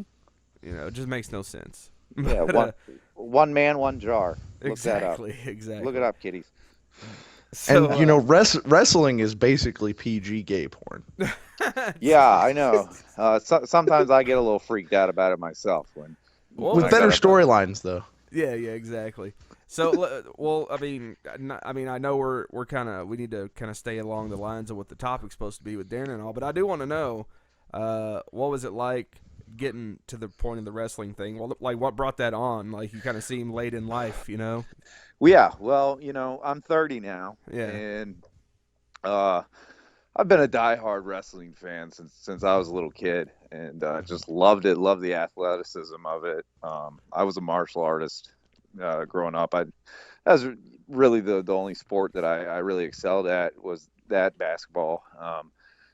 But I got to the point where I'm like, I had some people contact me, and they're like, your character is awesome. We love the character you play. I think it would do good in the wrestling world. Have you ever considered wrestling? And, I was like, yeah, but I could never do that. I'm 6 foot tall, 180, so I'm not a big guy, by any means. So I just didn't think it was possible. And the more people would talk to me about it, I'm like, you know what? I'm at that age now where I'm 30. I could still have a run. I could have a run on the indie circuit. So I joined a promotion, started training with them, and You know, I figure I'm at the point where I've still got a few years left in me, as far as wrestling's concerned, and it's one of those things. It's now or never. Yeah, well, I Might mean, as well. it's something to do. So, I mean, I get. I'm not actually trying to talk down to you about it because we actually have something in common here. When I was 17, 18 years old, my dad was good friends with like a lot of people in the wrestling business, like Randy Savage and Right. people like that. Because Kentucky, that's kind of where, other than Florida, Randy Savage and his whole family got their start. Was in Kentucky, like where Yeah. I live in Lexington, Kentucky. So my dad was good friends with him back in the day. He worked in broadcasting, and so another guy comes along. They were the 2000. Poffos back then. Exactly, the Poffos. Then in like around 99, 2000, one of the guys that helped run that organization with the Poffos started up a thing in Lexington, and my dad got me in. And but I ended up injuring my knee, so I couldn't keep going with it. But yeah, so I was almost, a pro wrestling fag. But Well, yeah, I grew up the same way. I was very much into it, so I can't. well, hate on you for that. it's really one of those things that, like, if you look back at your life and say, I wish I did this. Exactly, I yeah. don't ever want to do that, and I don't care if I end up going out there and sucking it up. At least I can 20 years Say from you now did be it. like, hey, Yeah, I for did real. that. Like, it was always a dream of mine, and I did it. And originally I was just gonna have one match, but I got over so well, and there's a lot of people that see a lot of potential in me to actually legitimately do this. So I'm like, well, I got a few years, I'll go with it. Might as Hell well, yeah. man. Well, yeah, and I ask you because I actually listened to last Sunday's episode of Center's Ball a couple days ago. Right. Because, getting back into it, you talked a little bit about your wrestling on there. Actually, talked a lot about the wrestling on there. And it was advertised to be on the description to be a show where you guys would kind of go in and dissect that first Darren Miller interview, which you did play a few clips from, but I didn't feel like it was as much as it could have been. Did you guys plan on doing more? Was there anything behind that, or? Um, that episode particular, we had something going on. I forget what, but there was some reason why we kind of skimmed over that. I don't know. That was kind of an off Darren's episode for us. FBI connections deleted all your audio files. No, I was actually against revisiting the Darren thing altogether. It was something that other guys on the show pushed for, Huh. and I said, all right, I mean, it's a part of our history as the Center's Ball, so why hide it? Let's play some clips. And So you're blaming it on Billy, is what you're telling us. no. I mean, honestly, I probably would have held off on it for at least a year or so. Because it's still kind of fresh. It's not really history. I mean, it is technically, but it's still kind of fresh. It was just a few months ago. Yeah. So, Well, I mean, but it wasn't a bad episode. It was, you guys did touch on it, but I felt like I thought the whole episode was going to be that. So I was just curious. no, we didn't really want to do that. I did actually understand enjoy you guys talking about the pro wrestling though, because it reminded me of back whenever I used to work. I did security, and up until busting my knee while I was training, I did all that. So. It kind of took me back, and I was like, yeah, that shit's, like, I understand how it is, like, being behind the scenes there. It's kind of a trip. Yeah. It's fun for sure. We, having a good time doing it. That's for sure. It's That's all painful, about. and it takes a lot out of you. I mean, I'm there training 2 days a week on a 5-day 2 days, workout man. schedule. So That's pretty hardcore. yeah. Well, when you work a full-time job, and then Yeah. all you want to do at the end of the day is just go home and relax, and you're like, shit, oh man. I gotta go get Dude. thrown around the ring. You ain't got to tell me, dude, one day at pro wrestling training, especially for me, who was, like, I wasn't as out of shape then as I am now, but, like, I was, I played basketball and football and shit all through high school, even though I was still fat. So I was athletic for a fat dude, but it was like one day of training is all I did a week, because that's all the gym would give them, and Right. that was enough for me. Like, it killed me, and I did other stuff every day too, but that one day would beat the shit out of me every week. Oh yeah. Fuck Yeah, you guys. I have to I work out smoke- 5 days a week, or I balloon up to like 3:30. So fuck you guys. Well, I do the Jeez. same, but that's why I am over 3:30 at this point. That's the same thing happens to me. I just don't go to the gym anymore. Well, I smoke about Smoke weed Ah, every day. shit. God damn it. He got too excited. I don't know why that keeps happening. I don't know what is going on anymore. Oh, fuck it, man. That's the beauty of the internets, man. Shit happens. That's why we don't go live. Exactly. So, anyways, Nick, I'm out of questions, so whatever you got. Man, getting on the. You guys were going off on the wrestling for a bit there, and I was just enjoying it, sitting back. I mean, but, yeah, it was just like I just wanted to let him know I wasn't, trying to be a hater or nothing because I understand. I got a couple. Just kind of wrapping up here. What's next for the Sinner's Ball, Mr. Sinister? What are some of your big plans you guys got coming up? I know you guys have taken 2 weeks off here. You guys got anything coming up for the next show? The next show is going to be a pretty big show. I don't want to go into too many details on it yet. We haven't announced it. We'll be announcing it probably by Wednesday, the final details. But we've got some cool things lined up. We're in a period right now where we're kind of in a transitional, where we're really trying to figure out what direction is best for the show. We've considered now that I'm doing the wrestling stuff, that we might want to, start covering wrestling a little bit more. We've gotten a pretty good response to that. We just, we're kind of feeling it out. So Yeah. the next few episodes we're going to do are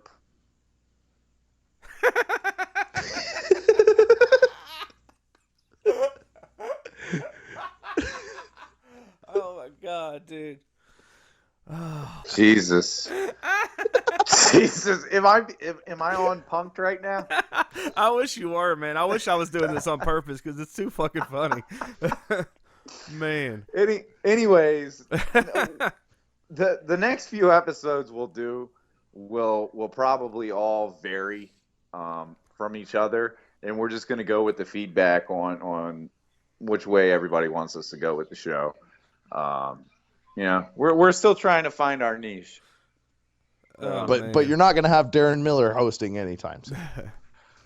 Well, I think they should though. I mean, if he's willing to go on, like, why not, dude? I mean, I know that's kind of like in the past, but dude, like, you want to talk about getting ratings, man? That would get some ratings. A cage match in the future, huh? Yeah, there you go. Hell, did we lose him again? Oh my god, I think we did. I really don't think it's on my end though, because my shit's working beautifully. Dude, it looked like every time it was him. Because my connection with you's fine, unless you literally dropped him intentionally. No, I didn't. I wish I did, because that would be fucking hilarious. But it's just like he was fucking rambling. Come on, man. I mean, I'm down with what he was saying, but it's just cause I don't know if you ever listen to Opie and Anthony, but they hang up on people all the time, and like they'll call him back, and then they'll do it again. It's just fucking hilarious, man. And like I'm not that much of a dick, so I couldn't do it, but I love hearing it when they do it. It's fucking, and that's why I was like, man, I wish I was. Oh my god. All right. This is gonna be what fun. the hell? Anyways, I blame Kentucky. I hate Skype. Yeah. Okay. So basically, we're having all kinds of technical issues with the Skype. Mr. Sinister, thank you very much for being on the show. Yeah, thanks, man. Thanks for having me. Real quick, throw out there a quick plug so they know where to find you at. But I'd say most people already do, because everybody who's listening to this is probably going to be the subreddit. But anyways, throw out a plug there, and we'll get you off of here. Yeah, check us out at blogtalkradio.com/the Centers Ball, facebook.com/the Centers Ball Radio Show, and MrSinister.com, Mr. spelled out. In closing about Darren, it is sad, but it's clearly a case of some kind of mental issue. And I'm almost positive factored along with substance abuse. And, I really don't think it's going to stop until he finally hits rock bottom. I know his band is sick of him, so but those guys enable him at the same time. If everybody just turned their back on him, then he had nothing. Maybe the guy would. I mean, one band already did. Yeah, Yeah, I know. Well, right, I mean, actually, exactly. You look at it, I think a couple bands have actually, but Wow. Yeah, but he lives off of this shit. The CKY subreddit and stuff that just fuels him. But like I said, I like the fact, like, I'm just the type of person that likes there to be both sides of the argument represented. You know what I'm saying? So I'm like, I'll take that hit. Like, a lot of people do come to the defense as well, but it's like, No. like, fuck it, dude, because the other side of the argument has to be presented somewhere. Yeah. I mean, hey, at the end of the day, it's great entertainment. That's why we had him on the show. I mean, music, all that, it's just a form of entertainment anyways. And, I got you, man. It obviously entertained people, so. Exactly. Well, Mr. Sinister, again, thank you very much. We'll be sure everybody checks out the show and all that good stuff. And have a good one, man. We'll talk to you later. All right. Yeah, you keep too, rocking, man. Bye. So what do you think about all that? That was good. I mean, yeah, once we fucking chop out the bullshit, the fuck ups. I don't know. I almost want to leave him in now. Just because it got so ridiculous. I'll chop out some of the dead time, but I'll make it obvious that shit was going on. If we do that, that's fine, but just as long as it's in like the back third, that way we don't lose people. I don't know, man. I think they'll think it's funny. There'll be like a big conspiracy about was Tony actually hanging up on him or not. I don't know. The answer is yes, I was. No, I'm just kidding. I really wasn't. Honestly, I wish I was. That would be too funny. All right, man. I think that's a great way to kind of start wrapping it up. You want to get to our 3-on-3? Yeah, let's do 3-on-3. I probably should have wrote mine down, but I'll try to remember them. Shit, man. So I'm making it up as we go, but I'll start us off. I think our 3-on-3 this week that we're covering as our topics are 3 things that we used to love as kids that you honestly don't get to enjoy as an adult. Yes. And the first thing for me is gotta be playgrounds, man. Yeah. And going back to, I think it's Horrible Bosses, Charlie Day's character is he's a convicted sex offender for taking a piss at a public playground.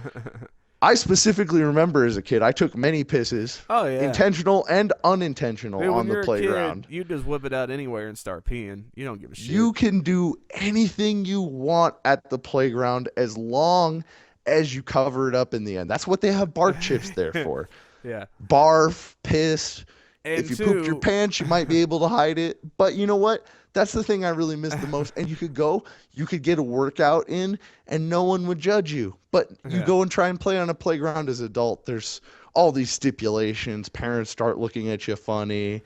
Yeah, especially it's not a good deal. If you have a mustache or something. Then, exactly. It's over for you. But yeah, man, it's like, and two, like I was saying, when you're a kid, if you want to whip out your dick and just start taking a piss on a playground, as long as you're under 10 years old, people will just be like, oh, that's just a kid doing his thing, Exactly. But you go and do that as an adult, man, you're automatically in jail, Man, when I was 12, I had facial hair and would have been locked away from pulling my dick out on a playground, man. Once you hit that bar of 10, it's not safe anymore, man. Exactly. So, all right, mine is probably not along the same lines, but it's one I've been thinking about lately is not having fucking responsibility. God. Man, isn't that like the biggest part of like just being a kid is like whenever I look at my nephews and shit like that and my friends' kids, I'm just like, man, how awesome was it? Like at the time you were like, man, I can't wait to fucking grow up, so I can not be around you people all the time, Right? But then you get there and you're like, fuck, man, I'm paying like almost $2,000 a month in expenses. And I like to buy shit that's fun and do shit that's fun, and I can't do shit that's fun because I can't fucking afford it, Yeah. That's just part of being an adult, man. So, yeah, I just miss that freedom, man, like, that you don't realize that you had at the time, like, even if you grow up in a sheltered household, I would argue that unless you're beaten on a daily basis, it's still better than being an adult having to pay fucking rent or something, you know? Like, it's still so better, true. you know? And it's sad. Unless you're getting It's sad. smacked around. It's sad, but that's the American dream today, man. Yeah. I mean, it'd be nice to figure out a way to work the system, but I'm not that kind of person. Fuck, man. Well, you got me in a corner for my number 2, because how am I supposed to argue with that? And I may not have written anything down, but I did at least think about this for a long time. Okay. And I do have an argument that's close. And metabolism. Now, you fucking lose that once you're a fucking adult and you lose your metabolism. It might be later in your adulthood, but there's no fucking going back. You can't go back to the times when you were a child and you could just literally just eat anything you wanted. And for the most part, adults were just entertained by it. No one looked at you judgmentally. Even if you were kind of, fat or pudgy, it was still like impressive at that point. Well, as an adult, you were a growing boy, as my grandma used to say. Oh, exactly. He's just a growing boy. He eats everything. Exactly. And when I was playing college football, man, I think one of my favorite moments is preparing for the national title game. We went to a all-you-can-eat Brazilian restaurant where they come up and they serve you the meat like straight off the fucking grill, like on swords and shit. Yeah. And literally, like, people just started looking at me by like the second hour, like, is there something wrong with you? Like, how do people take you anywhere? And the thing for me is that going into the national title game in 2011 against Auburn, I was weighing like 340 pounds just simply because like my metabolism was gone, but I could still eat all day. I've never really had one. I mean, I guess I had a little bit of one as a kid. I mean, I didn't really get really fat until I was an adult. But like, anybody, and there's a couple people that can vouch for me. But anybody that met me at early CKY shows when I went 2003 through 2006, I was tall and just skinny as fuck. And like Dice could pick me up, I think in like 2005 or 2006. I have a picture of him being able to lift me up, and I was like. That's probably what fucked up his back, asshole. That's probably what fucked up his back. But regardless, like, I ballooned up, obviously. In high school, I fucking, obviously put on the weight to try and go play college football. But, dude, once you lose that metabolism, man, there's no going back. There's things you literally just can't eat and recover from anymore. Yeah, it's over for you. All right, my number 2 is Saturday morning cartoons. Oh, shit. Like, didn't even think about that. I mean, I still watch cartoons like a motherfucker, but there was something about getting up early on a Saturday morning, fucking pouring a bowl of cereal or 5, and sitting down in front of the TV and just watching every kind of cartoon that came on until I think like noon or 1 when some boring ass fucking show would come on. You're like, God damn it. God, infomercials or some shit. Yeah, or it'd be some kind of afternoon movie or something that was like horrible and old and just terrible. But yeah, it was like up until that point, dude, it was the most blissful you will be as a child during Saturday morning cartoons. And you know what's the saddest thing about that answer is it's not even like that for kids today. Well, that's what I'm saying, dude. Like, kids today don't have any, like, Saturday mornings, like, what? Yeah. Well, play some Call of Duty maybe, but yeah, it's nothing, dude. There's no, all the cartoons come on in the afternoon, or at nighttime on the weekends and shit. And even then, they don't compare to what we had. Oh no, man. Like the novelty cartoons back in the day, like Beetlejuice, and shit like that. Fucking Macaulay Culkin had a cartoon. Just the fact SpongeBob is hung on as long as it is shows you there's like nothing good going right now. Well, yeah, I mean that's just like that's like the last kind of similar cartoon to the way they used to be, and the fact that it's still on is kind of like, hey, people still like this kind of shit. Why aren't we doing more of it? Yeah, it's true. But that's my number 2 because I think all the time because there's some pretty good animated shows out there like that are for the whole family. But it just like I just remember like because a lot of those cartoons on Saturday mornings were cheesy as fuck, but we loved them because they were fucking cartoons and they weren't on any other day of the week, so it's like fuck it, And they were pretty well written because, you Yeah. know, back in the day, man, you didn't have all the options of television and the internet. Fucking families were sitting there having to tolerate whatever the kid wanted to watch that day because they weren't going to school. So, you know, Yeah. they had storylines slipped in there, you know, I feel like I can go back and watch and still relate to as an adult. Exactly. So I totally get that answer. And as an addendum to that, to my number two, I'm gonna throw in there the toy commercials they would play during Oh, the God. Saturday morning cartoons. Like, dude, for the action figures, like those commercials were so fucking epic. Like, you can find Not them on even- YouTube now. Not even that, they would make really stupid products seem like the coolest thing, like Nickelodeon Gak or whatever. Yeah. Like And that like- was just fucking silly putty updated, and it was like they sold that shit like you were gonna go into a nuclear war with other kids with it. Dude, how many times did you hear the Crossfire theme song?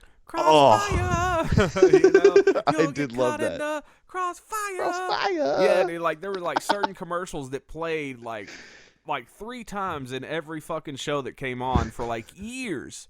Through, Yeah. like the whole duration of Saturday morning cartoons, and it was like That God, brainwashed people like yeah, us. dude. And I mean, I never had the Crossfire game, and I had a lot of friends that did, you know. But it was like, man, that commercial was everywhere. Or There the was, fucking gosh. Bop It commercial, Bop man. It and Hungry Hippos. Oh, Dude. oh man, Hungry Hippos didn't need a goddamn commercial. It That's was a that fucking awesome, but that's they a battle fucking right there. But they fucking sure did have them though. They You did. know?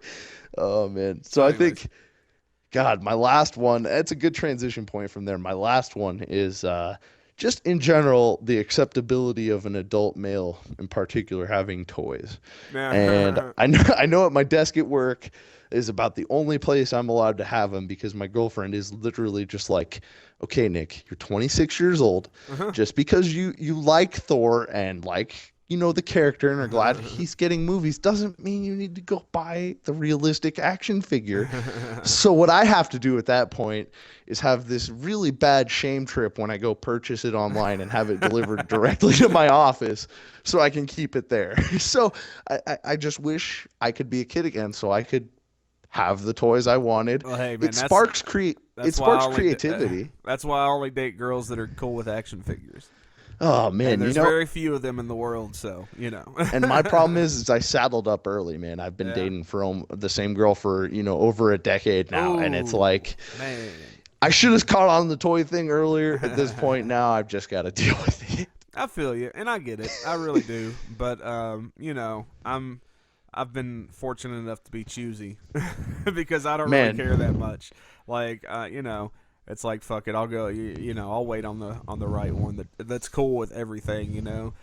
Yeah, totally. So I'm not really tied to anybody that I've known for that long. So Yeah. you know, but I understand that it happens. You know, and there's Oh, nothing and I wrong mean, with I'm that. just kidding. I mainly keep it away just so that she can't fuck with them. That's that's the You don't real wanna share. reason. You don't want to share. No, not at all, man. Especially like she likes to make fun of the Pop Funko toys really trending right now, and I'm like, I love those things. I don't like most of them, but man, I got a couple Flash ones in my office, and I'm like, if you talk shit on those, man.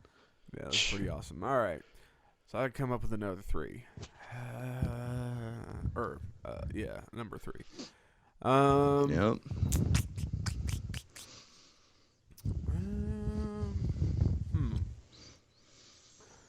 I had a couple ideas.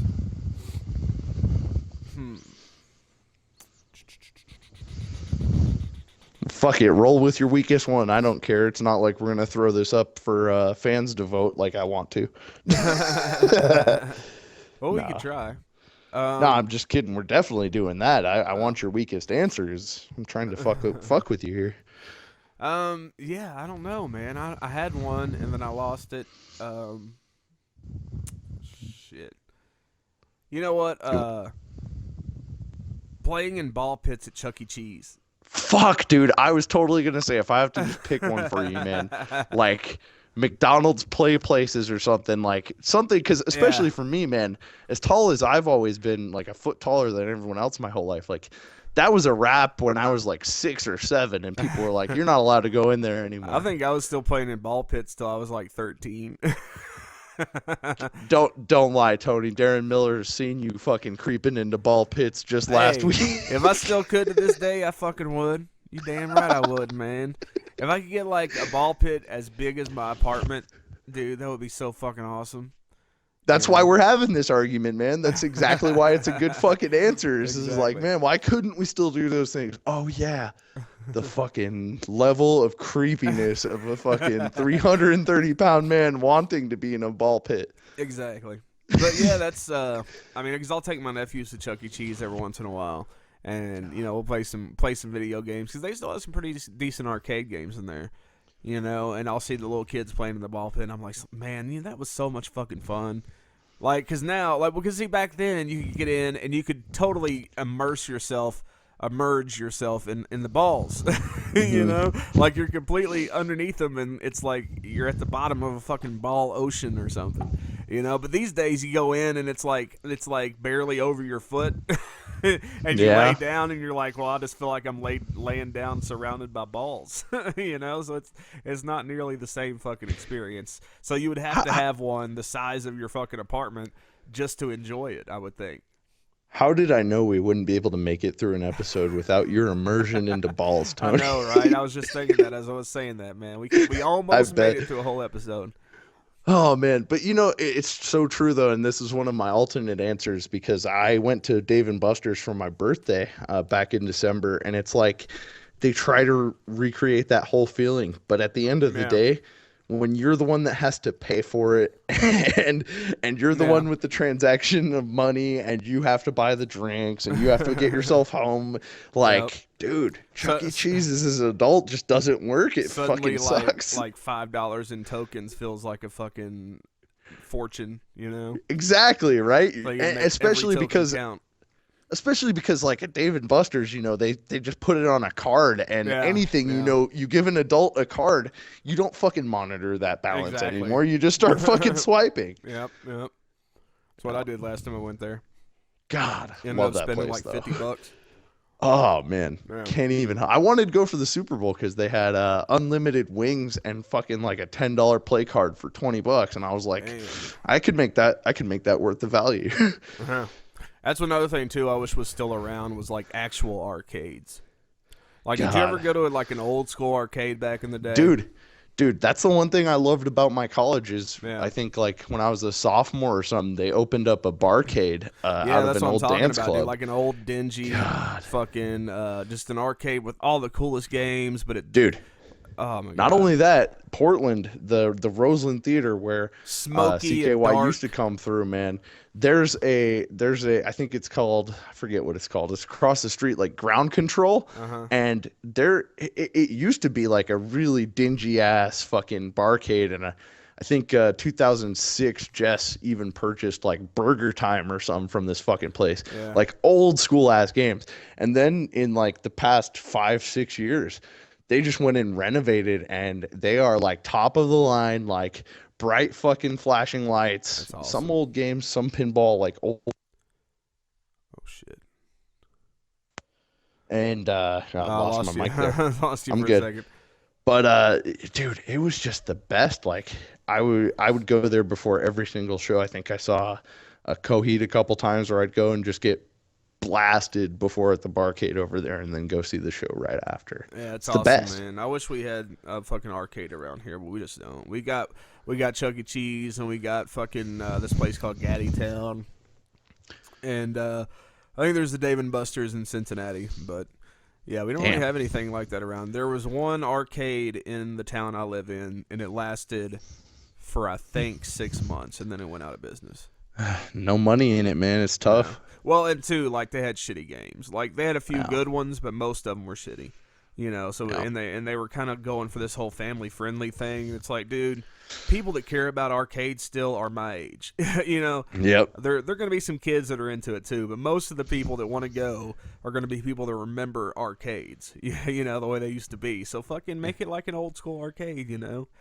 Give us a $2 to $3 beer special. Exactly. And fucking, put some beer in there and let people smoke, you know, make it like the old times, you know, and shit like that. But they didn't, so they went out of business. But yeah, dude, fucking, I miss arcades so much. So shit. But well, that's a good fucking way to start off our 3 for 3 segment, man. Yeah, dude. Those are some good answers. We'll have to figure out how we're gonna do the voting, but definitely cast your vote. Let us know when you've listened to the fucking podcast who you think won, whose 3 were better. And if you got a suggestion for the next time we do this, fucking throw it out there. We need it. Yeah, for real. So I guess that's all we have time for. I mean, we've actually gone over time. Oh, definitely. Yeah, man. So, well, there was a lot to talk about. Again, like, this is the only time we're going to put any significant amount of time into talking about the drama and all that shit. If we talk about it again, it's going to be quick and over with, and we're going to get to talking about some real shit, you know? Yep. So it'll be covered as news and only such, not Exactly. featured. Exactly. It'll be part of the news segment, and we'll move on. So anyways, thanks for listening. This will be going up on the dubCast channel, so subscribe to the dubCast channel, so anytime we put something new up, you'll get this show, and you'll get my other show, and all that good stuff, and we'll try to do some more CKY-related stuff in the future. I guess that's it, man. Hey, Tony man, Dubz. also a big thanks to fucking, before we go, Mr. Sinister. Yes, Thanks for thank coming you. on the show. Yes. We're sorry about any technical difficulties and I swear any that was hate not from on purpose. any hate from the CKY subreddit, man. Sorry, I'm banned. I can't do anything about it. But, I hope everybody goes, checks out the Sinner's Ball, maybe a couple of his wrestling videos, and, give him a chance, let him know, and, enjoy the comedy show that they've got going on and some of the things they're trying to do. And, give them a listen for us because, hopefully they'll give us some promo too. For sure. And I guess that does it for us anyways. I am Tony Dubz, and you are I'm Nick Cody, man. This has been Alliance Underground, and we are out. Keep rocking. Keep rocking. Stay underground. Force change now. Nothing is punk rock until I say fuck. Trademark Chad Ginsburg. Till next time, man. Thanks for watching. Subscribe.